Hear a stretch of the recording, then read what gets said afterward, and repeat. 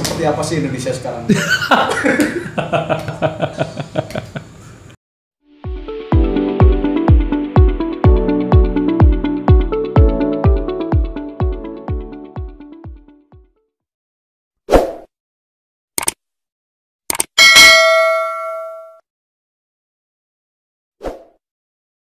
Oke, selamat datang di Jateng Podcast.tv.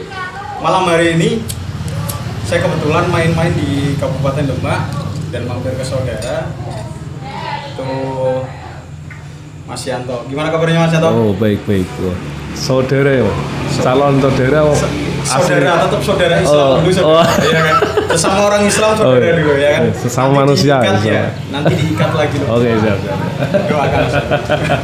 Oh, calon suami calon ponakanku.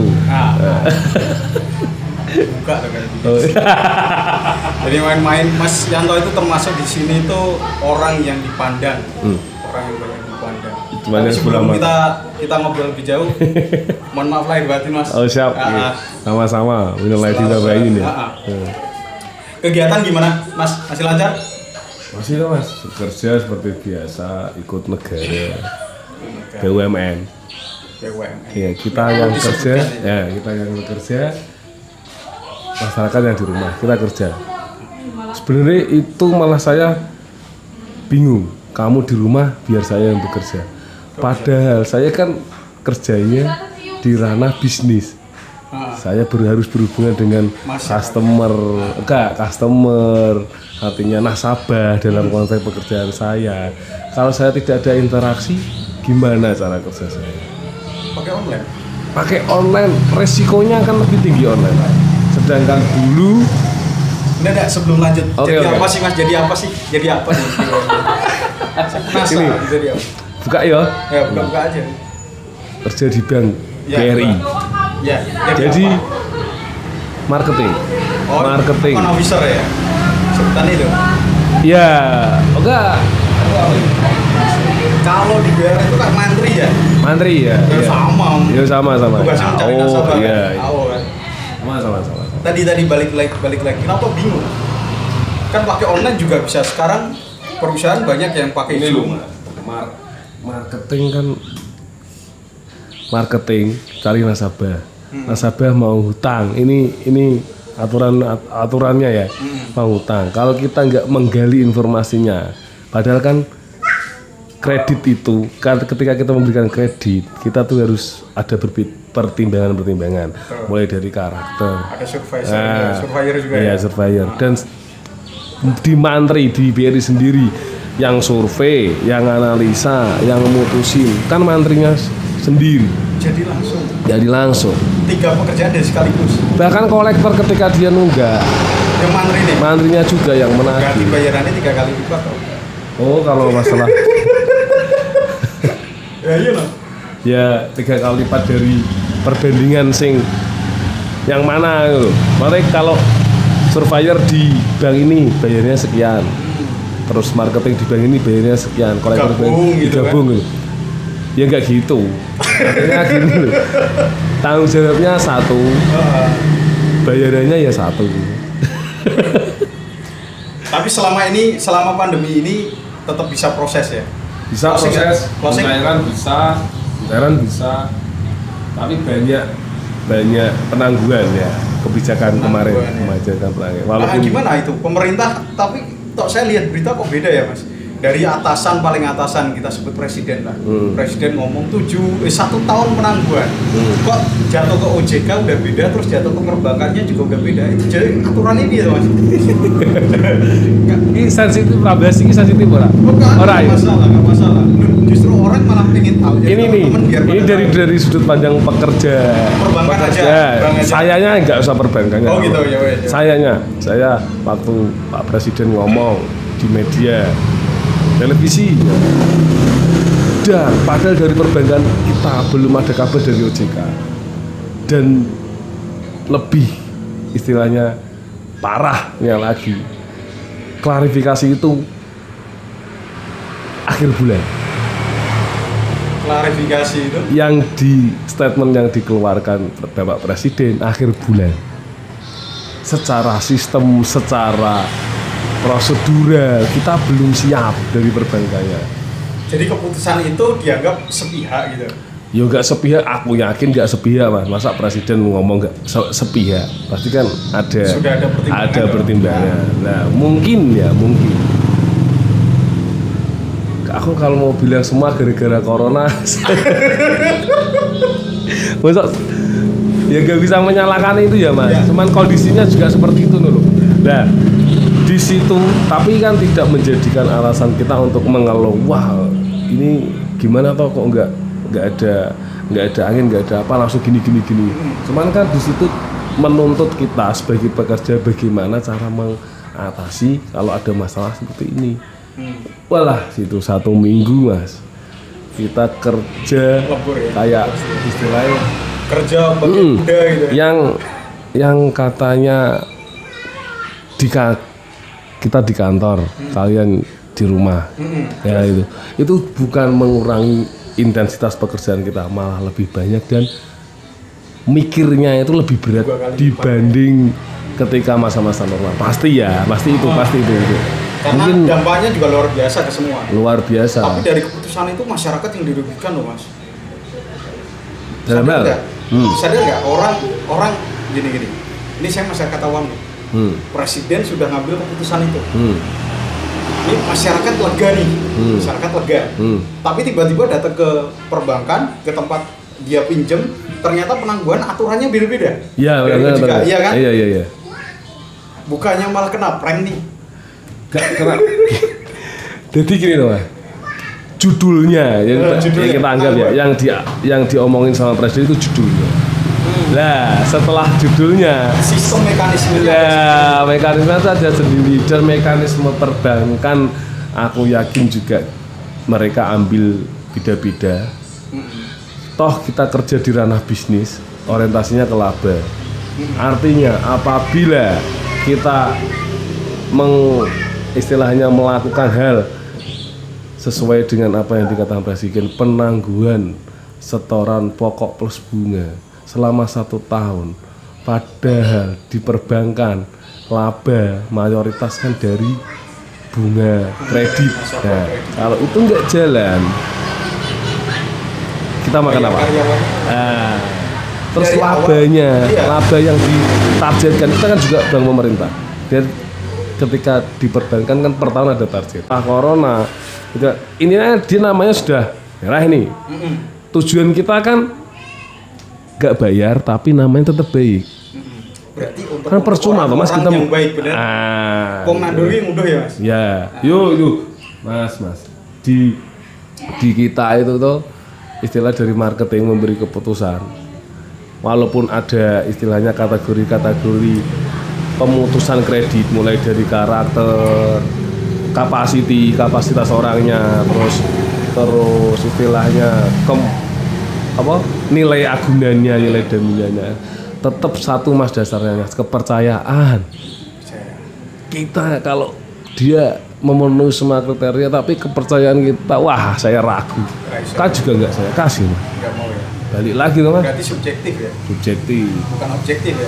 Berdasarkan rata-rata keputusan ya? Seharusnya objektif. Ya? Ada nggak sih, kalau Mas Yanto tadi ngomong ada nasabah yang memanfaatkan keadaan corona ini? Banyak. Sekarang saya balik. Ada nggak petugas mantri yang memanfaatkan keadaan ini? Contoh nih, saya nggak menuduh ke 1-2 orang atau siapa ya? Oke. Kamu kan sudah call 2, jelek. Iya. BI checking udah remuk, tak bagus kan, ada corona, tapi ngasih sebagian uang ke kita, ada nggak sih? Kalau di perusahaan saya lihat aja dari nggak ada sih. Alhamdulillah ya. Itu mungkin kunci dari perusahaan saya kenapa bisa sebesar ini, karena wah gila aturannya mas. Jadi gini, ketika pencairan kita kan ranahnya ranah basah mas. Pencairan dapat uang dari nasabah kan kemungkinannya sangat besar mas. Ya betul. Itu kita namakan dengan gratifikasi. Ya gratifikasi. Nah, ya toh. Di situ aja aturannya jelas. Kok sampai auditor kan ada auditor tuh nemuin ada nasabah yang memberikan uang. dan itu terbukti PHK mas. Langsung fraud ya itu? Fraud ya. Ya itu PHK mas, resikonya lebih istilahnya tinggi banget mas. Kita mata penjaranya itu ketika sudah putus, apalagi yang tetap. Berarti kepercayaan itu memang kunci utama dari segalanya mas ya? Dalam suatu. Saya kira semua bisnis mas kuncinya kepercayaan. Ini kalau kita ngomong pribadi nggak usah bisnis. Oke. Kalau kita lihat Indonesia, seperti apa sih Indonesia sekarang? Indonesia apanya mas? Pemerintahnya, masyarakatnya, aturannya. Saya ngomong karena ada menteri yang sempat kemarin ngomong welcome to Indonesia. Oke. Nah, ada menteri ya, Satu menteri di salah satu podcast artis terkenal dia ngomong inilah Indonesia, welcome to Indonesia. Karena saya tanya nih, Mas Yanto, Indonesia itu seperti apa sih sekarang? Indonesia. Saya nggak akan menyudutkan tentang pembahasan apa coba Mas Yanto. Lucu apa yang ada? apa yang lucu? Ya lucu mas. Mulai dari pemerintahnya, masyarakatnya. Lucu lu mas negara kita mas. Ini sensitif gak pak ya? Gak apa-apa. Iya. Kan masyarakat boleh berpendapat. Yang penting tidak ada unsur penyalahan ke. Wah, tapi ini sensitif. Enggak apa-apa. Diatur undang-undang kok. Diatur undang-undang untuk mengeluarkan pendapat juga nggak apa-apa. Lucunya gimana sih? Diatur undang-undang untuk mengeluarkan pendapat, tapi pendapat apa yang keluar dari kita juga diatur undang-undang. Iya, makanya saya ngomong apakah itu termasuk apa yang diucapkan itu yang penting tidak menyalahkan dari unsur hukum yang ada di Indonesia itu. Salah satu ujaran kebencian. Yang kita omongkan kan nggak ada ujaran kebencian. Saya cuma ngomong pendapat. Kenapa saya bilang lucu mas lah? Gini. Dulu waktu saya SD. SD apa SMP? Kekuasaan tertinggi di tangan rakyat.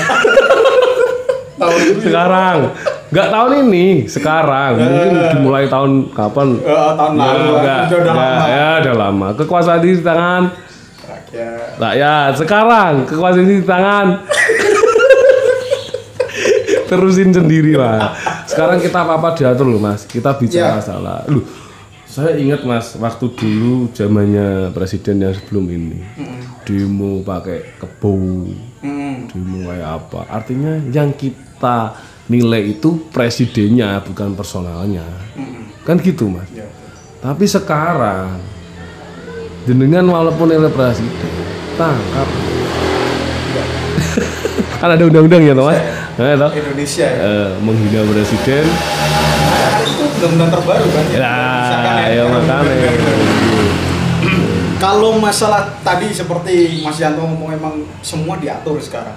Iya, sekarang saat pandemi aja kelihatan banget bahwa ini kalau saya boleh ngomong ya mas, ini saya pengandaian, saya hanya berpendapat. Setuju nggak kalau masyarakat Indonesia sekarang itu seperti film kartun yang ada di televisi? Pernah lihat Sound the Ship nggak sih mas? Wah itu anak-anak saya. Nah, saat pandemi kayak gitu, aku ngerasa seperti ini ya. Kok seperti masyarakat itu malah jadi Sound the Ship ya? Jadi kalau pagi dibiarkan keluar, silakan makan rumput, silakan mencari aktivitas, bekerja lah dan lain-lain. Saat malam itu sudah ada yang busur-busur buat masuk ke kandang. Mungkin gini pak, meminimalisir mobilitas. Ya kan? Karena kan gini mas, corona itu kan istilahnya menyerangnya, kalau menurut saya ya, nyerangnya tuh orang yang aktif banget, malah resiko terserangnya sangat tinggi. Dia aktif, sosialnya tinggi, dia baik, sana sini ada temen, ketika gini loh, pergaulannya luas lah, itu malah tinggi. Makanya dibahas mungkin ya, ini mungkin kenapa maksud perhubungan bisa kena? Loh, karena dia menteri perhubungan, selalu berhubungan dengan orang lain. Tapi kan dia dijaga dengan protokol yang memang kuat mas. Setiap menteri kan punya protokol sendiri untuk penjagaan kesehatan, ada dokternya sendiri. Tapi kan nggak setiap detik, setiap menit toh mas. Oh iya. Kan gitu toh mas. Apa 24 jam berada di sampingnya? Pak jangan gini, Pak jangan gini. Di toilet diikuti kan enggak Pak Mas? Emang seberapa parah sih corona menurut Mas Yanto? Kalau saya gini Mas. Ini corona ya Mas? Iya, seberapa parah sih? Kita otomatis kita dapat informasi ini kan dari istilahnya lingkungan, baik dari media, toh di sini di desa ini juga pernah ada yang positif. Ada yang pernah iya positif tapi sudah sembuh. Nah, kalau mau nggak percaya ya saya buktinya, ya. Gini kalau nggak percaya yuk buktinya saya juga interaksi, saya kerja walaupun nggak di kantor saja, nggak mungkin masa di kantor, masa saya tetap keluar kok. Saya marketing, ada satu masalah yang harus ketemu, nggak bisa itu juga keluar. Nggak kena Mas, nggak kena. Kayak paling kalau dulu kalau makan di warung sekarang bungkus, iya memang. Tapi kan di plastiknya juga dipegang-pegang orang. Apalagi penjualnya. Kayak di warung-warung pinggir jalan lah Mas, uang. Yang kemarin jadi sorotan katanya uang kena. Yang di nggak gini, uang itu kan resiko membawa virusnya sangat tinggi karena pindah tempat kan? Lah gitu. Uang, saya juga jajan nggak kena Mas.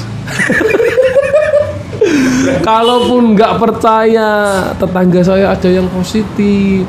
Emang bagaimana cara membuktikan itu positif? Ya saya gini Mas, kita berhusnudon aja ya.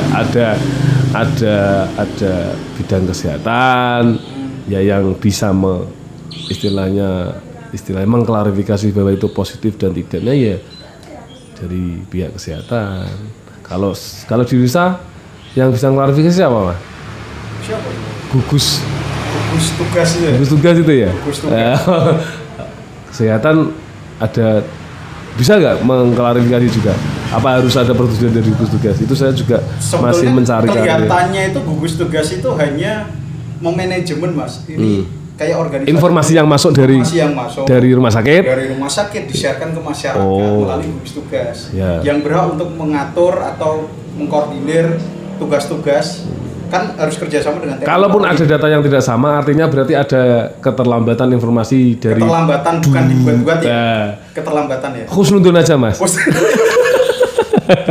Kalau dibuat-buat kita itu sebagai masyarakat sudah terlalu banyak husnudon loh Mas. Tapi realitanya memang itu kalau Mas Yanto lihat, kenapa kok datanya selalu beda antara apa yang diberitakan dengan apa yang ada di realita di lapangan. Ya tadi keterlambatan karena ada dua istilahnya lembaga ya yang di situ bertugas ya, dari pihak kesehatan maupun dari gugus tugasnya sendiri kan gitu toh. Jadi artinya gugus tugas sudah tidak bisa jalan kalau yang dari pihak kesehatan ya. Artinya kalau karena terjadi menyalurkan informasi. Kalau terjadi keterlambatan informasi dari pihak kesehatan, tentunya datanya juga seharusnya per kapan kan gitu tuh. Data per ini ya. Per ininya per diumumkan atau per data yang masuk dari rumah sakitnya harus ada. Terakhir sore ini saya lihat di televisi tim gugus depan mengumumkan menteri itu koordinator menteri itu mengumumkan bahwa yang kasus positif di Indonesia itu mencapai 25.700 sekian kasus. jenengan berarti selalu memantau istilahnya, mengikuti. Sebetulnya saya kurang kerjaan aja tadi mendengar. Oh, kalau saya sudah bosen ngikutin itu. Dulu waktu pertama-tama corona, wah, saya ikutin terus ya. Kan buka di web muncul, buka di YouTube ada, selalu ada di situ. Pasti ada, cuman dulu karena lagi isunya seperti itu ya mau tidak mau malah baca perkembangan dunia Mas, Italia yang geger Amerika. Sekarang kalau ada berita soal kayak gitu, ada penambahan lagi, Mas daerah sini ada, apa yang dilakukan? Udah bosen Mas.